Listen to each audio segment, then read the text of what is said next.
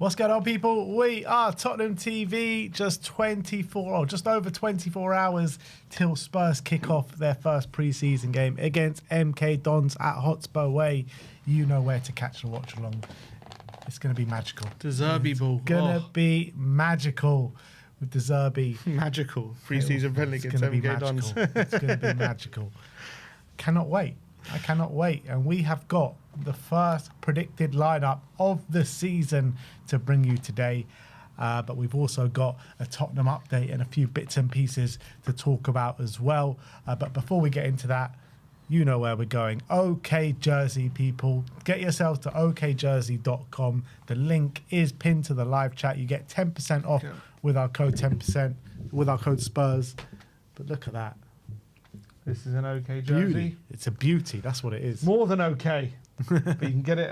But I don't understand. They should really be called Unbelievable Jersey. More than, it's what's called more than OK jersey for OK prices. Yeah. They're very, very competitive prices and top quality as well. If you do order yours, get yours a size up. You get further 10% with our code Spurs. And they got all the new kits on there.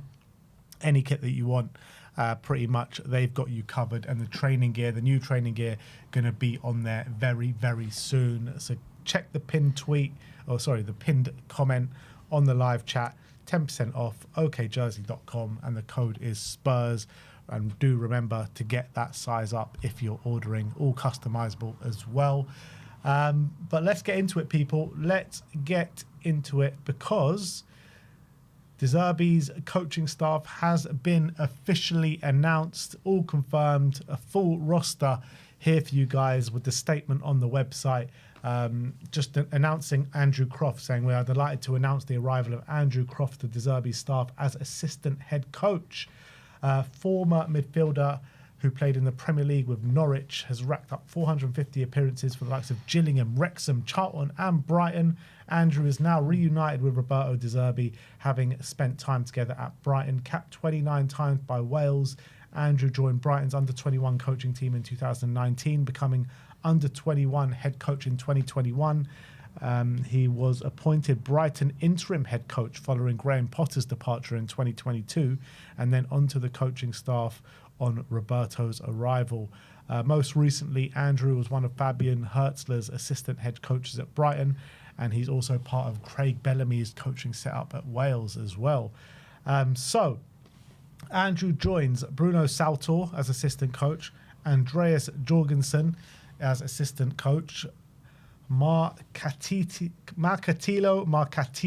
is first team fitness coach, Marcelo Quinto is the senior professional development phase coach, Cameron Campbell is individual development coach, Fabian Otte is the goalkeeping coach, Dean Brill is assistant goalkeeping coach, and they are Roberto's coaching staff. Yeah, we obviously talked about it yesterday. That is what you call a team, a squad. So De Zerbi's got his men.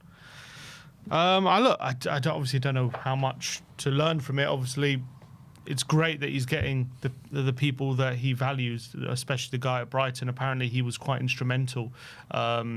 De Zerbi was instrumental in bringing him into the main picture in the coaching staff. He really valued him. He really kind of was impressed by him. I saw a lot of Brighton fans not being too happy that he's gone, and he's because he's been at Brighton for a long time on the coaching staff. So he's kind of been part of the furniture there for a while. So him now jumping ship, a lot of Brighton fans have been complaining, I've seen, about lack of loyalty. He should be staying at Brighton, not jumping ship to join De Zerbi. But apparently him and De Zerbi got on very, very well, and De Zerbi really rates him. So great news for us, and the coaching staff really coming together. Absolutely. All it took was one call from Roberto, and the deal was done. But it's not just those. The De Zerbi pool. Exactly. The De Zerbi pool is unmatched.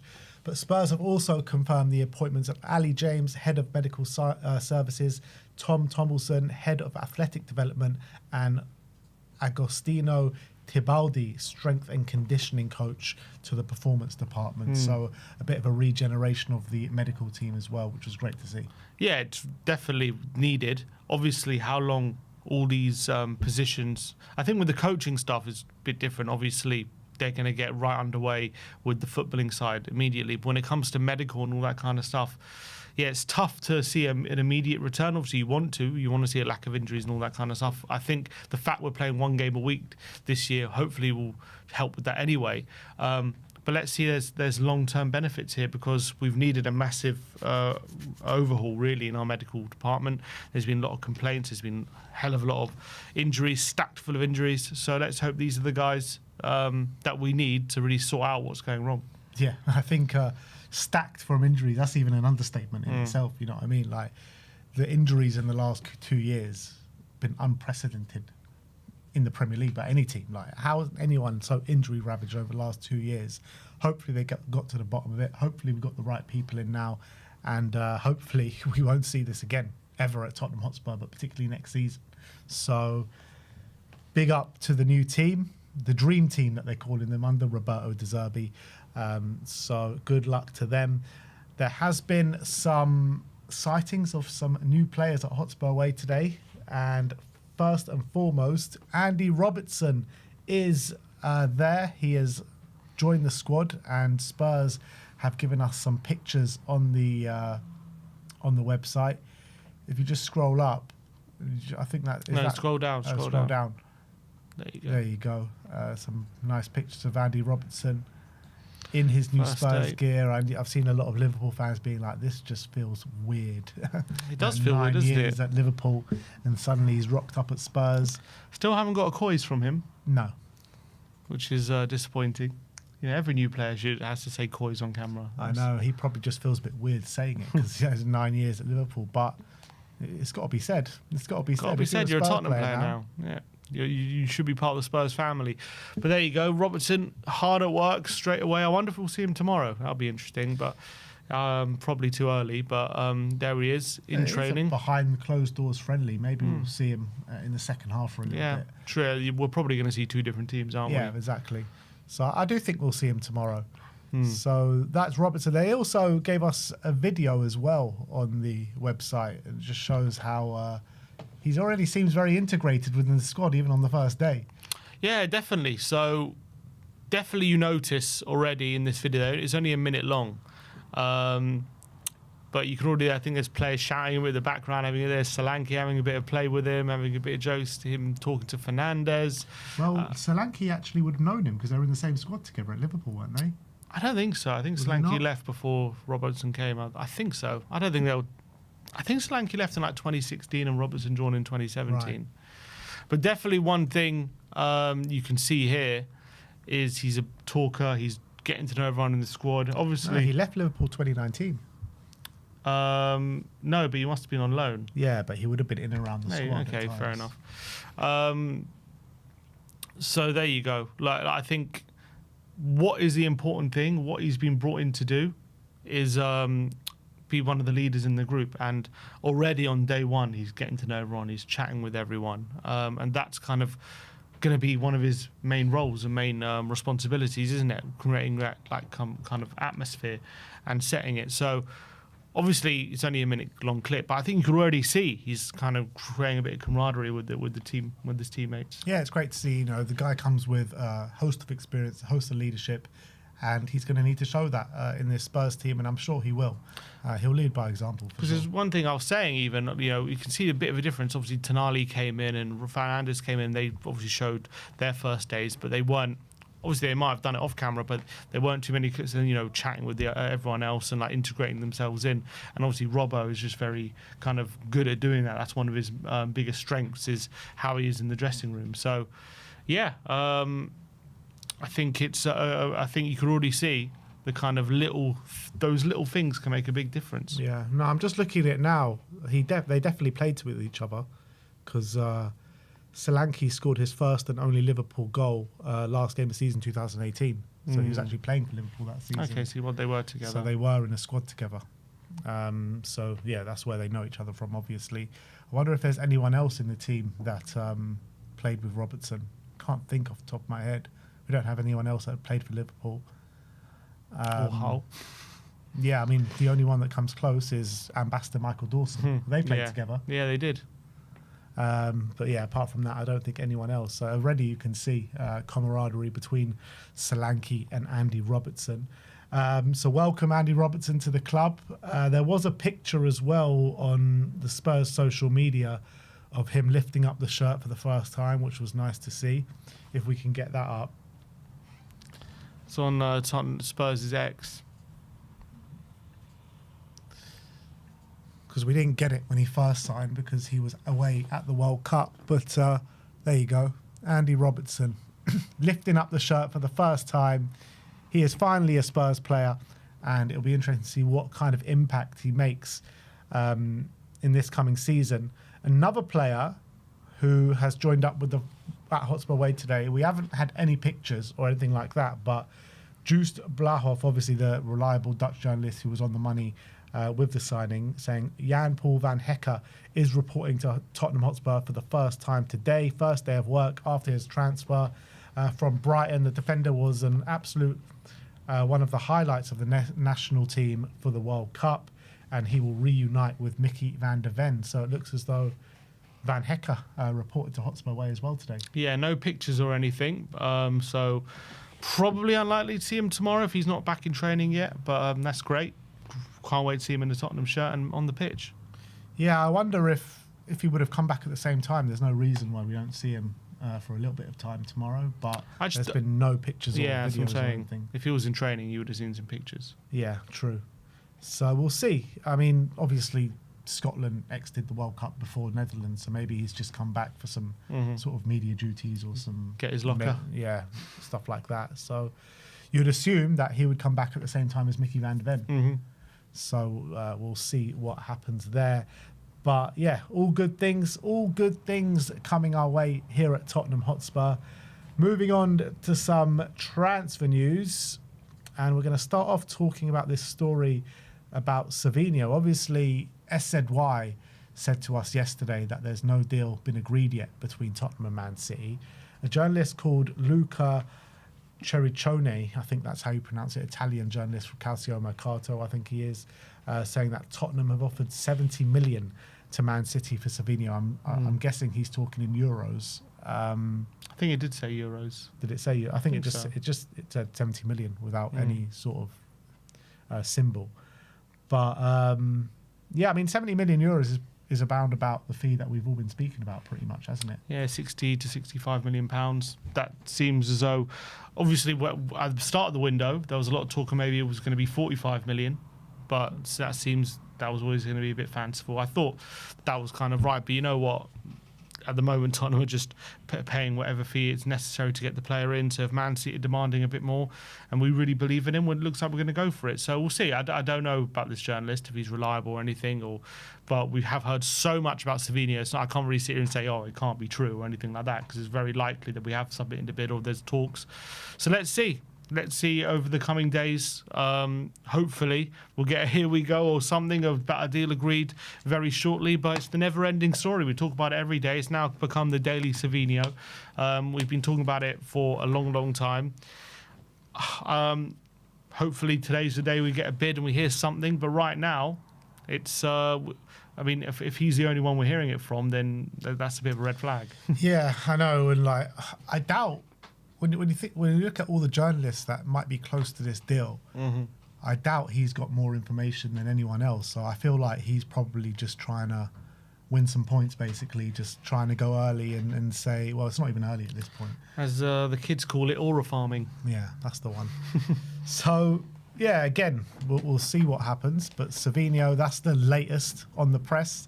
70 million euro bid for SAVINHO. And we did hear as well, I think it was from SZY or someone else maybe saying that we're waiting for Man City to make a signing before we can get the green light on SAVINHO. No, Romano said it, didn't he? Or Romano maybe. And there has been some sort of tentative link from, I don't know who it's from, with Man City and Yan Diomande. So, oh, really? Yeah. So I wonder if there's anything to that. If Man City do go heavily in for Yan Diomande, that will obviously trigger the SAVINHO move to Tottenham. Yeah, if it is true that they're waiting on a signing, but what else would be the hold-up? I guess if it wasn't that, They did post, by the way. I said the fee hasn't been agreed yet. Yeah, that's the hold-up. That obviously would hold up, wouldn't it? So let's see. It seems there's a willingness from everyone to get this deal done, though. So usually when that happens, it gets done. But it has been suspiciously long. And as I said, they posted a picture yesterday. 12 months long. They posted a picture yesterday, City, of him in training. So I don't know if they're trying to send a message out or they're just posting pictures of all their players in training. But he was smiling. He looked happy. So take of that what you will. He's smiling and happy because he knows he's about to join Tottenham. That's why. Yeah, but we've heard Ed White said there's no fee agreed, but he also said Savinho's told all his teammates he's going to Tottenham. So, but which is, I think, for me, a bit contradictory. It doesn't sound like he would tell your teammates until there's a deal agreed. Usually, anyway. But who knows? Maybe he's jumping the gun. Maybe he knows there's a deal very close. It's every day we're just hearing little tidbits, tiny things, but nothing ever really concrete about a deal being that close. Or in terms of like official, reliable journalists, no one's actually reported that the deal is very near or anything like that. They've all just reported there is talks, ongoing talks, maybe even advanced talks, but no one's really reported that the deal is close, we're reaching agreement, anything like that. We haven't heard that. Yeah, it's true. So I don't know. I mean, Paul O'Keefe said today that we're focusing on outgoings and then we're going to go big again. So is Savinho considered going big? Like, is the 65, is that considered big for us anymore?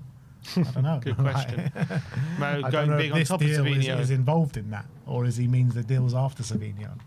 Who knows what they mean? So we'll have to wait and see what happens. I mean, yeah, with the thing of Man City posting up a picture of Savinho in training, I mean, Brighton did the same thing for Van Hecker, and it was done a few days later. And I think one of the other, did Mateus Fernandes, did they do a picture of Mateus Fernandes in training before we signed him? I can't remember. It was another player that we signed this summer that they did it with. It was it Mateus or Tonali? One of them. Can't remember. Anyway, but yeah, we'll see what happens. But in other news, it looks as though Will Lankshear is moving to Middlesbrough. We reported on it last night, but now it seems to be nearly at the finish line. Romano says that Lankshear leaves Tottenham and joins Middlesbrough Medical today and sealed between the club's permanent move from Tottenham Hotspur.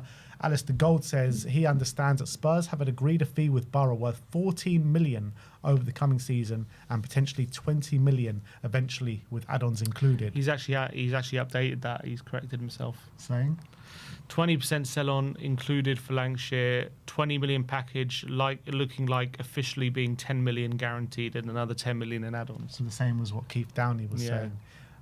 So he also said personal terms almost agreed. Medical expected to take place later this afternoon and early this evening. And yeah, Sky Sports pretty much reaffirming or just saying what Alistair Gold said just there. But what a deal that is for Will Lankshear. A deal that could reach £20 million. Yeah, insane, isn't it?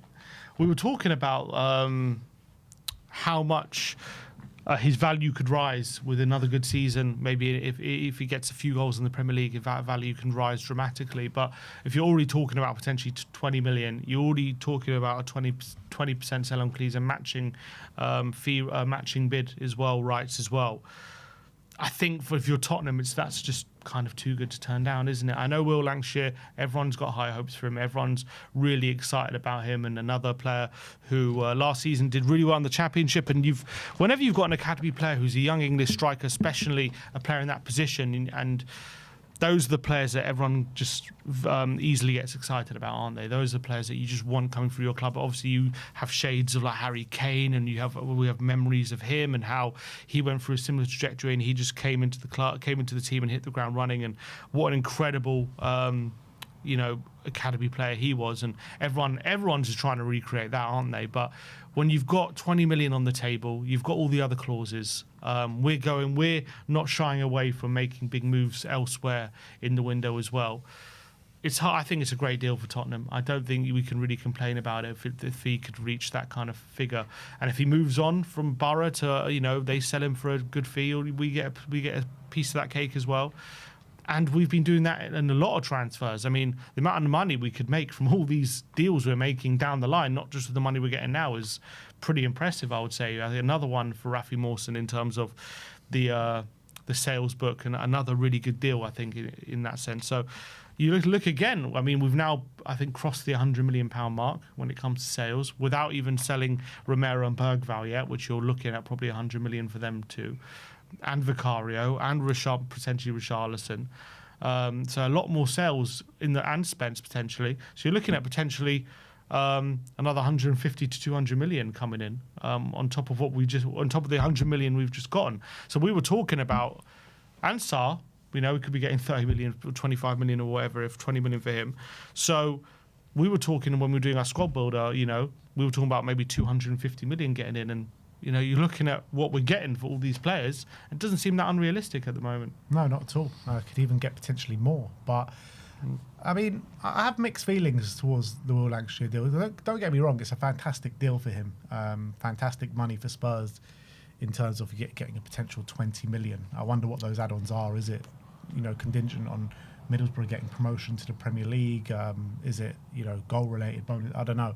We'll have to wait and see until that information comes out. But, I mean, we look around at the number 9, centre-forward market around, football at the moment, and it's not great. So when you've got someone like Will Lankshear on your books, yeah, fine, you're getting a great fee, and you've got a sell-on fee, and, can potentially bring him back in the future with some matching rights. But I don't know. I kind of feel like with the number 9 market around, it might have been worth more keeping him around for next season. Obviously, it depends who we get. If one of them go, Richarlison and Solanke. But right now, it's just Solanke and Richarlison on the books. Weren't deemed good enough last season. Obviously, we need to bring in another one. And if one of them goes, it's still 2 strikers. And then what if Solanke gets injured? Then you're stuck with one. And, I just kind of feel like with Solanke and I mean, with Lankshear and what he brings to the table and his physicality and his finishing, I think he could have made a bit of an impact next season for us. So that I do have a bit of mixed feelings on it. Yeah, I agree. I think when we've spoken about it, I think we've all been kind of agreed. If he goes, we want it kind of on loan. Not worth selling him for a cheap fee. I would like him to maybe get a chance, because if he comes in and maybe even gets 5 goals or over 5 goals, that value rises, and you've got another striker option. So you're looking at that thinking, it's an opportunity. Maybe he could be someone unexpected, maybe someone a bit special. But at the end of the day, De Zerbi is the one closer to the situation. Maybe he just doesn't think he's as good as we hope he is. At the end of the day, no Premier League team is coming for him. He's going to the Championship. Is there a reason for that? It's hard to say. I think with all these situations, you don't truly know until obviously they leave and we can see what kind of player they become, and you see if you made a mistake or not.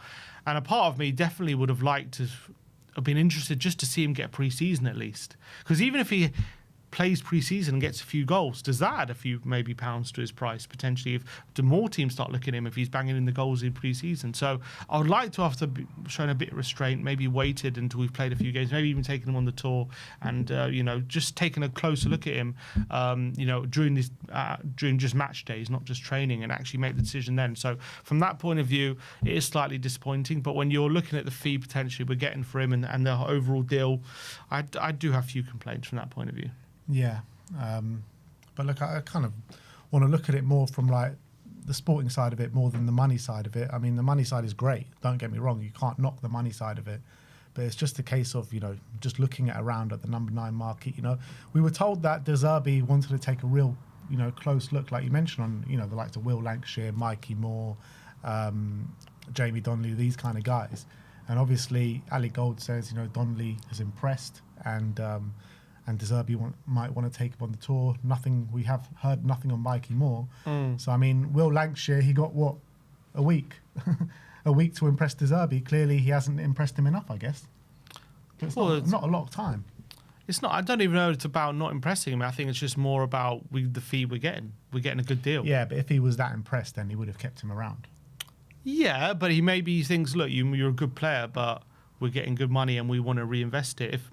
Obviously, he's not shown to be Harry Kane or anything like that. Otherwise, he would definitely be kept around. But maybe he just thinks he's good, but he's nothing special. And maybe he thinks, okay, if we can get a good deal. obviously, it's not like we've accepted a very low fee here. We're getting a really favourable deal on our terms. And if that deal didn't come, maybe De Zerbi would be like, okay, maybe we can do something with him. But if De Zerbi is thinking, you're not probably going to get a lot of game time, we're maybe going to go for another striker as well. If we're getting 20 million for you, also, there were some reports that Lankshear himself was pushing for it. Obviously, if Lankshear was told by De Zerbi, you're going to get chances here, maybe he wouldn't. So he must have been told he wasn't. So, I get it. He probably didn't impress enough. That's just reality. There is a bit of discussion at the moment around the Spurs fan base about selling all these young players and obviously making all this money. And it is, on the one hand, great if we're going to reinvest it into ready-made now players and building a squad that's ready to compete in the Premier League. That's fantastic. But a lot of fans are starting to get, well, not a lot. There is a section of the fan base that are worried about maybe the future of the club or the future, getting rid of too many of these young players. And also, it was one thing right now, we're doing it with Lankshear. We're selling him, we're selling potentially Bergvall, who a lot of people rate. But then let's say we start thinking about accepting a bid for Mikey Moore. Would that be a step too far? Potentially.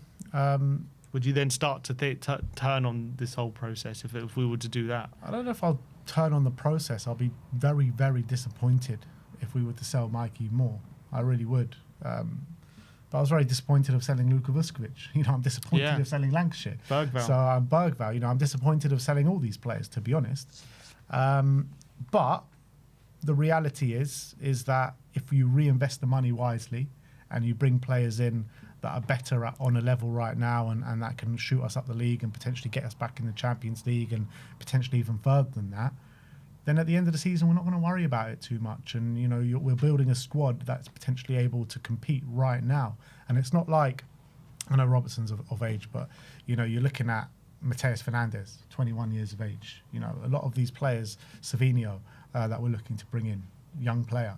It's not like we're bringing in old players that are not going to be taken, our future's not going to be taken care of.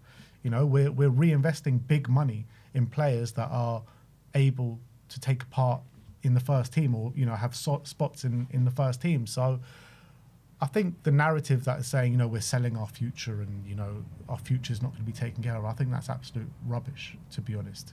I think it's disappointing because we had high hopes for these players, but if we reinvest it wisely, it's not going to make too much of a difference. What do you think? And in terms of the Donnelly stuff, that's very interesting, isn't it? We've obviously, he was a player that we've been very excited about, and then he's fallen a bit by the wayside over the last year, and you're thinking maybe he's going to be leaving. I thought he's probably going to leave permanently, but here De Zerbi rates him potentially and wants to take him on the tour now. Like, what position could you see Donnelly playing for? Like, some people are saying, oh, he's just going to, maybe he's going to fill in left back or anything. But some people are saying, could he be a false 9? Maybe he could be our number 10. Like, where would you see Donnelly maybe fitting in under De Zerbi? He could be a false 9. I think those two positions, false 9 or 10, I wouldn't want to see him out wide. Potentially even deeper, like a number 8 or something. But I think something in the central areas, false 9. He's not a centre forward like a natural centre forward, but definitely he can play the false 9. His natural position, in my opinion, is a 10. So I was speaking about this with Daigle last night, like with the situations that we've got going on in the 10 right now, Maddison only coming back from the ACL, Javi being out for at least the first half of the season. You've got Kulusevski, who knows what's going on with him. Maybe De Zerbi's looking at him and being like, well, maybe you can just fill a role for the first half of the season. Yeah, and we obviously mentioned that in regards to Mikey Moore. Maybe Donnelly could be that guy. Obviously, he's a bit older than Mikey Moore, so maybe could potentially be a bit more ready for the Premier League. Maybe, I don't know. It's an interesting one, but I find that really encouraging that he's looked at Donnelly and can appreciate his quality. So I'm super interested to see if he maybe starts tomorrow or if we see him tomorrow and also on the tour, and where De Zerbi's going to use him and how he's kind of integrates into the team, and if he's someone actually we can rely on next season. That would be amazing. That would be so exciting if he sees Donnelly that way. I mean, the attributes that he's got an unbelievable shot and passing. His passing is incredible, and we saw when he was at Leyton Orient. Obviously, it's different levels, League 2, but was it League 2 or League 1? Might have been League 1. League 1. Like even against Man City, when they played Man City in the Cup, he was unbelievable that day, and he showed grit, tenacity, unbelievable passing ability, and his shot, obviously from the halfway line that ended up going in. So he's got those kind of attributes in his locker. Where he kind of is not great is his speed. So I wonder, if that can be improved on. Does De Zerbi need that to be a good number 10 in his team? But one of De Zerbi's main players for many years at Brighton was Gross. And everyone knows he's not the quickest. He's a pretty slow player. But what he had was unbelievable technical ability. And he had very great game intelligence. So could he see Donnelly as his Pascal Gross, I wonder? Yeah, and you know what? Harry Kane had some real bad loans, didn't he? Not getting a lot of minutes before he took the light at Spurs. Did Donnelly just have his Harry Kane loan last season? Yeah, maybe. Just quickly on Mikey Moore, what kind of bid do you reckon would make Tottenham consider a sale? If someone came in for Mikey Moore? It's so hard to say, isn't it? It's because if you got 20 say. for Lankshear, then you got 50 for Vuskovic. It'll be somewhere in between now, wouldn't it? It's hard to speculate. It's hard to speculate. You don't want to speculate. I don't really want to. So I'll be gutted. I'll be absolutely gutted if we sold Mikey Moore. Obviously, this is completely conjecture. There's no links or anything. We're just putting it out there. If we're willing to sell all these other youngsters, could Mikey Moore be in that category? I wonder. I really, really hope not. I really hope not. If Mikey Moore gets sold, then me and Roberto might have a problem. Ooh, I'm joking. But do a Daigle outside the training ground. Yeah, see me outside the training ground, Roberto. If Mikey gets sold, I really don't know. Like, he's obviously just got Young Player of the Year in the SPL. I think it's probably going to have to be a little bit below Vuskovic. Not that much though. I think like 30 to 40 million. Yeah, like I was thinking. I think 30 probably makes them think about it. I don't know if they do it at 30, but I think if someone comes in with 30, I think Tottenham can't come to the table. You know what I mean? Yeah, I don't think they'll sanction a move for Mikey Moore. Look at the loan spell he had last season. You compare that loan spell to Will Lankshear's loan spell. Different kettle of fish, to be honest. And Mikey's obviously that much younger, 2-3 years younger than Will Lankshear as well. So I think within Hotspur way, he's like the darling of the academy. I know I said that about Junai Beifeld as well, but it's the both of them. And I don't think they're selling Mikey Moore for any price. I don't think so either. I wouldn't say for any price, but I don't think they're selling him. But obviously, if they get £100 million offer, they'll sell No, I him, think if they got a really good offer, like let's say someone came in for like 40 to 45 million, I think they might do it. I don't know if they would, because they're just making so much money. There's no need. There's no need to sell him. Look how much money we're making on players. There's no need to sell a Mikey Moore for 45 million. Yeah, you've make a good point. So, yeah, I don't think they sell him. And I don't look. We're not going to get a bid of over 50 million for Mikey Moore this summer. So, I don't think they sell him for any realistic bids that come in. Yeah, look, I don't think there's any worry about him leaving. To be honest, I don't see anyone putting in a 40 to 45 million bid for him anyway, right now. I'm not saying he hasn't shown to be a good player. I think he has, but obviously we're, as Spurs fans, really excited about him. I don't think anyone watched him at Scotland saying, yeah, we're going to slap down 50 million on him right now, as much as how good and impressive as he was. Teams in Scotland can't even afford to put 50p down on him. Never mind 50 I'm not saying teams in Scotland, I'm saying teams in general watching him, his time in Scotland. I don't think they're going to be convinced just yet to pay that kind of fee.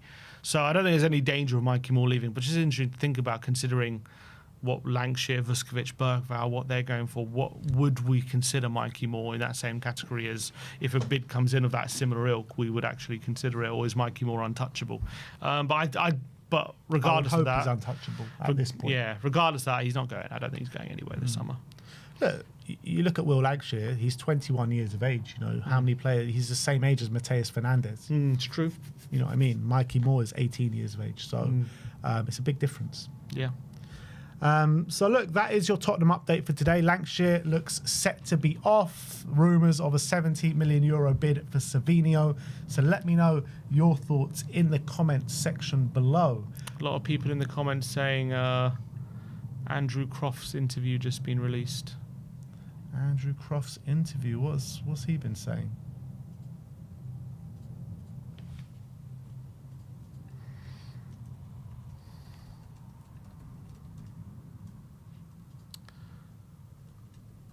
There right, 45. Well, was the full thing on the website.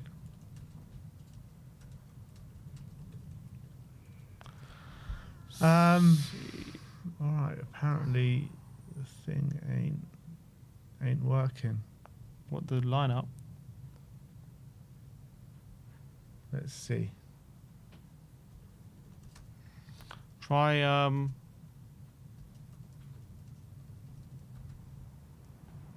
There we go. All right, we are going to move in to the predicted lineup, people. Tottenham against MK Dons at Hotspur Way. 5 p.m. kickoff tomorrow. Be there or be square. You got the watch along right here on We Are Tottenham TV.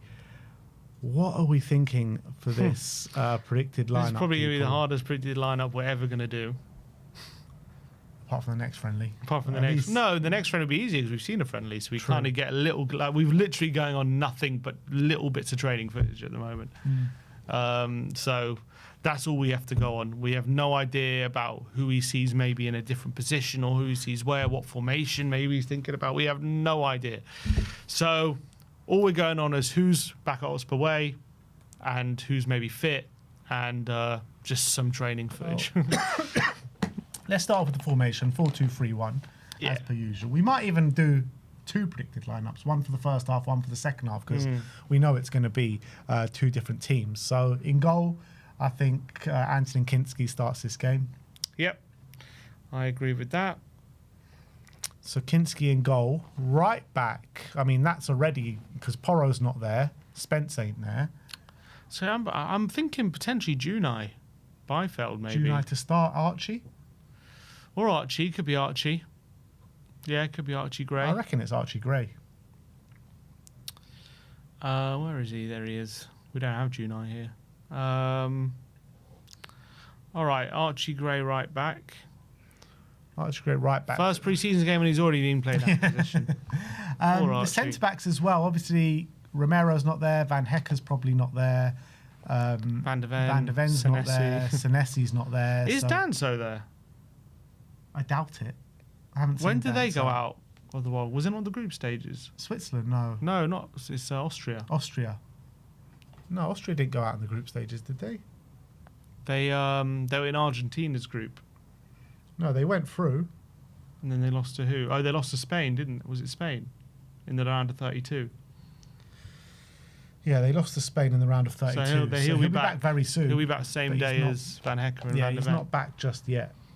So who have we actually got? We got Kota Takai, Junai Byfeld. And Phillips, yeah, Phillips. Vuskovic obviously gone. Ben Davis. Davis is there, yeah. Davis could play centre back. I reckon slap Kota Takai in there.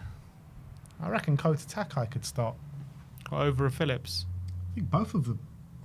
Phillips and Takai. Who else we got? We got Ben Davis, And Ben Takai, Davis, and that's it. Phillips. And Byfield, pretty yeah. much- Okay. What? Anyone in the chat give me any suggestions? Centre back tomorrow. Byfield, someone says. Anything else? All right, we're gonna go. Yeah, we're gonna go for those two then.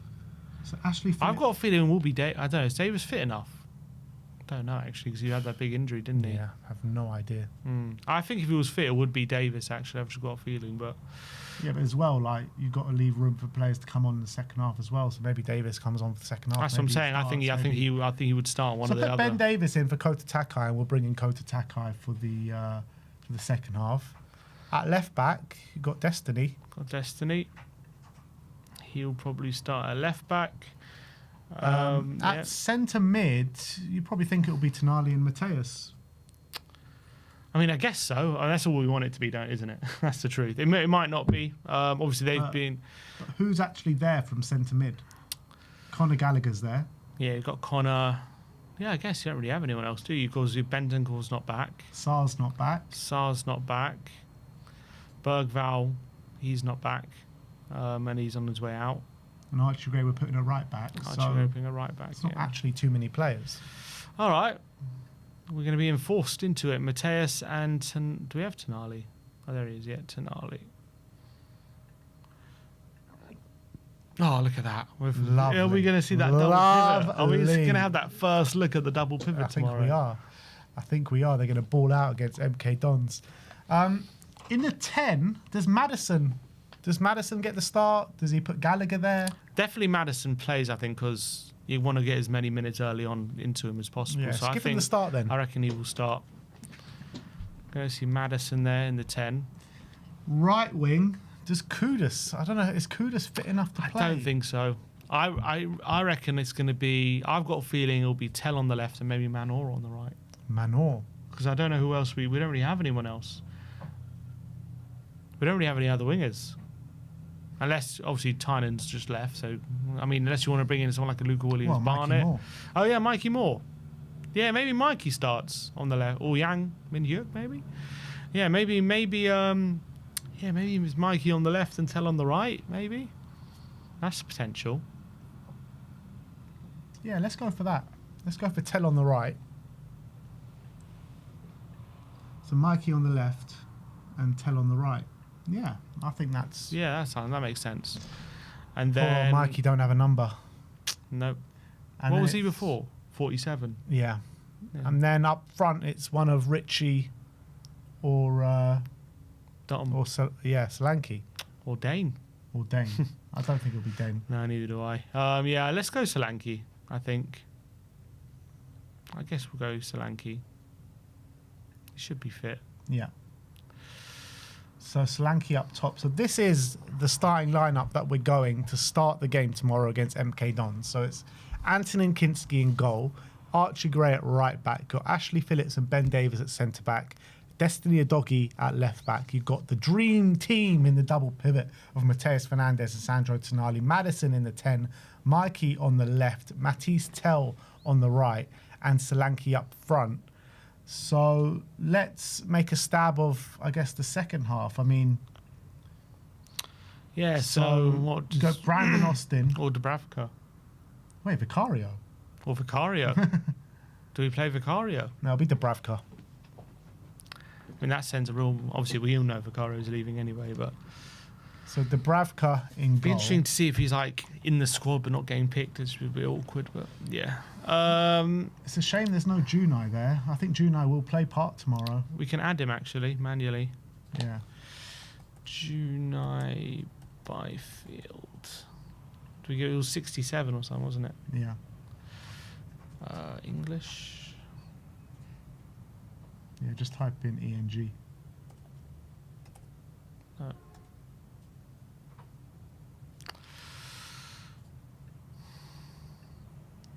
Yeah, so does Junai come on at right back second half? Yeah. Or does he come in Or at centre centre back? back. I mean, Gray could just play the 90 He minutes. could tomorrow. easily play the 90 minutes. Might have to. Yeah, we'll put Gray in the 90 minutes, and then the centre backs, you've got Junai and, Kota Takai. yeah. I wouldn't even be surprised if we moved someone else right. I don't know who it would be, but maybe someone else right back and Gray plays second half midfield or something. Yeah, that's a possibility. Left back, I think we see Andy Robertson in the second half. Yeah? I do. Where is he? Do we have him? With that Yeah, he's there at the top of the right. Oh, yeah. Andy Robertson. So a back four of Gray, Byfeld, Kota Takai and Andy Robertson. The midfielders, I mean, Conor Gallagher, I reckon Conor probably comes on in the 10. See, I think Donnelly does. Ah, that's a good point, actually. Yeah, so put Conor instead of, like, Mateus. Connor comes in. Does Tonali come out? I mean, is there anyone else that can go in? Unless it's just another youngster we haven't considered. Yeah. Who else can go into that midfield? Yeah, the only other thing would be Gray moving there and someone else right back, but then who would be at right back? A lot of people in the comments saying Roswell at right back. Roswell. That's not a bad shout. Did he play yesterday, people are saying. George Abbott. George Abbott. Yeah, it could be it. True, there's a lot of these young players. Maybe Abbott at midfield. Yeah, let's put Abbott instead of Tonali then. Need to add George Abbott. Whatever.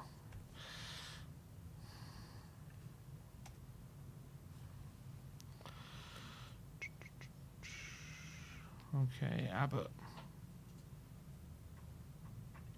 So George Abbott. Yeah, George Abbott for Tonali. Connor, So Connor and Jamie George. Donnelly in the 10. Yep, Donnelly will play. Where is he? Is he not there as well? I actually added him. Must have not. Oh, I added him. Jamie Donnelly. What was he? I don't know. Whatever. He's Northern Ireland, isn't he? Jamie Donnelly.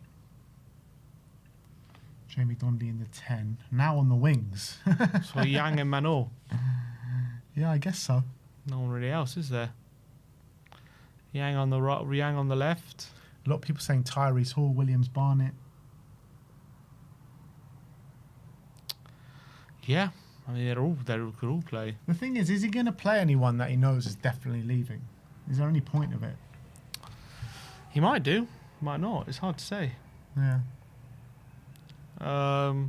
Maybe the club will want them just to play some minutes, just to maybe catch someone's eye. I don't know. But obviously it's behind closed doors, so I don't know who else can be watching. I reckon Williams Barnett can come on in the second half. Where is he? He's probably not there.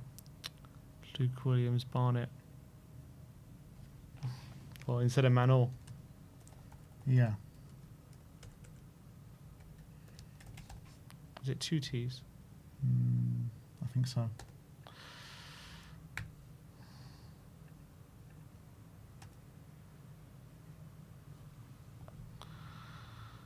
All right, let's go Luke Williams Barnett then. And Yang Min Hyuk. And then up from Richarlison. And Rishi to come on second half. So that is what we think we'll end the game with. Dubravka in goal. Gray, the only player. I mean, we could put a Roswell there instead of Archie Gray.